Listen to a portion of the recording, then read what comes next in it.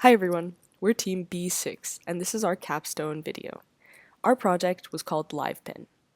LivePin is an automated 3D visualizer that turns a flat image into a physical relief on a 32 by 32 pin board.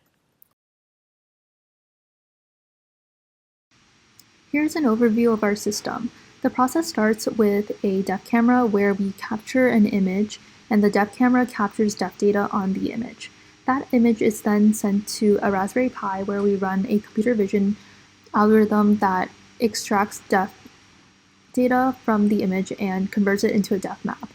That depth map is sent over UART to our microcontroller, which drives things like actuators, gantry, and resetting. The gantry driver moves the carriage up and down, helping it actuate the pins, and the actuators are the actual pushers that push the pins. We also have two buttons, one capture button to initiate this entire process, as well as a reset button that initiates the process of pushing all the pins back to reset the system. So as you can see here, this is the GUI that I created. And so everything starts with this Intel RealSense depth camera. And essentially, if you place an object in front of it, it'll be able to give you an accurate depth or distance from where this camera is to where the object is. And so the whole point is for us to be able to capture this object and then create a 32 by 32 CSV file that would eventually be sent via UART to our microcontroller on the pin board. So I'll just start the camera. Go down here, press start camera, and now it'll pop up the Intel RealSense camera display. And so right now I'm holding my phone. So yeah, I'm just gonna go down here and press S to capture my face. And yeah, once I pressed S, you could see that it pops up an ROI screen. So this ROI screen allows you to essentially crop out the object that you want to be displayed on the pin board. So for this, I will just crop out my face like this, as such, and all you have to do is, once you're satisfied with this cropping, you just press S, and then it'll pop up a success screen. So now this success screen says that it saved the pin data as a CSV file, which is a 32 by 32 pin array, and a height map, which is a matplotlib generated PNG file that takes these 32 by 32 depth values, and for each pixel just takes the depth and figures out what the image should look like on the pin board, but on the software side look like. So if you go down here, we go to the file that was generated. Go here. You can see that this is the pin height map that was generated. So you can see the outlines of my face, and there are some facial details like my nose up here. But this is what would have been generated on the pin board display. And now CSV file. So this CSV file is 32 by 32, and each row and column has a depth value assigned to it. And so essentially the microcontroller would have gone from row to row, actuating based on these depth values, and then produced the image eventually once it gets down to the 32nd row. And yeah, this file would have been sent to the microcontroller for it to process. And this is essentially the entire software workflow. And once you press OK, and you go down here and press reset, you'll be able to trigger the depth camera again and generate another image.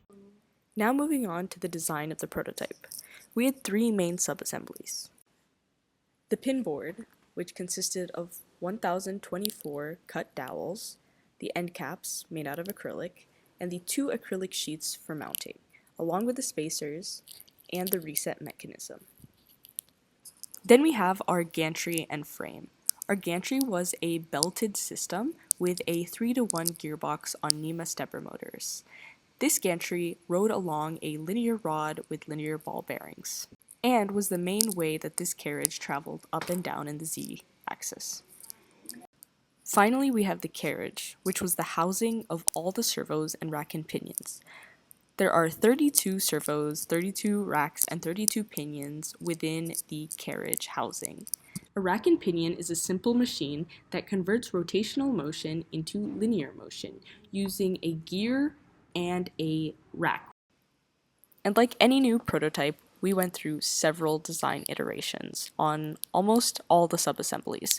Things like the frame, carriage, pin screen, and pinion design all went through updates throughout our design process. The biggest design challenge we had was with the carriage. The carriage had the most amount of iterations. This is because it had to fit all the servos in this tight spot, and the servos themselves were wider than the linear actuators' spaces in between them. It also had to fit the pinions themselves. Ultimately, the geometry turned out great, but it was a little cramped, so it was hard to mount everything consistently. After the design comes the fabrication and assembly. We use tools like 3D printing, laser cutting, heatset inserts, and a lot of superglue. Once assembly was complete, on our very first run, a technical issue arose where the racks cracked because they were printed in a way that made them weak, causing us to reprint all of them and test some more. Oh. Here is one of our first working runs, where we had the stepper motor stepping row by row with the carriage, and we had one actuator actuating pins to its full distance. We had some trouble with the slipping belt, which caused a couple of the rows to be actuated twice in a row. We mitigated this by tightening the belts on our later runs, which relatively fixed the problem. To power all 32 servos, we needed 5 volts and 30 amp power supply in order for all of them to get enough power. We programmed the servo motors to move concurrently or all at the same time.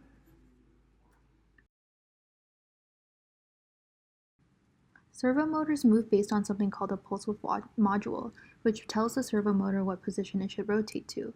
Because there's not enough space to directly connect 32 servos to a microcontroller, we used 2 PWM drivers, which was connected to the microcontroller in order to move the 32 servo motors.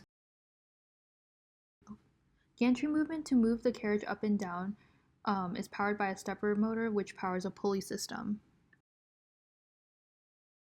On startup, we programmed the stepper motor to move the carriage all the way down until it hits a limit switch, which signals the system to stop moving the carriage down. After that, we move the carriage up in increments, and we also have a button to reset the system and restart it.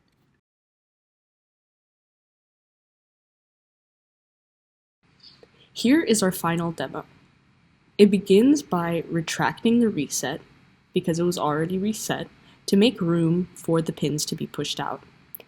Then the gantry begins to home itself on the limit switch and begins stepping row by row.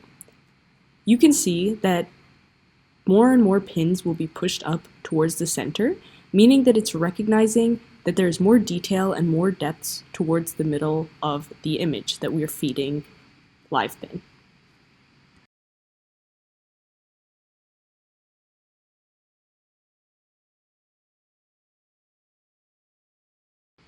Ultimately, our goal was to create a new 3D visualizer that used depth to create images. LivePin was an ambitious idea from the start, and while it pushed us to our limits in design, fabrication, and debugging, seeing so many of its moving parts come together into a working 3D visualizer is something we're extremely proud of. Thank you.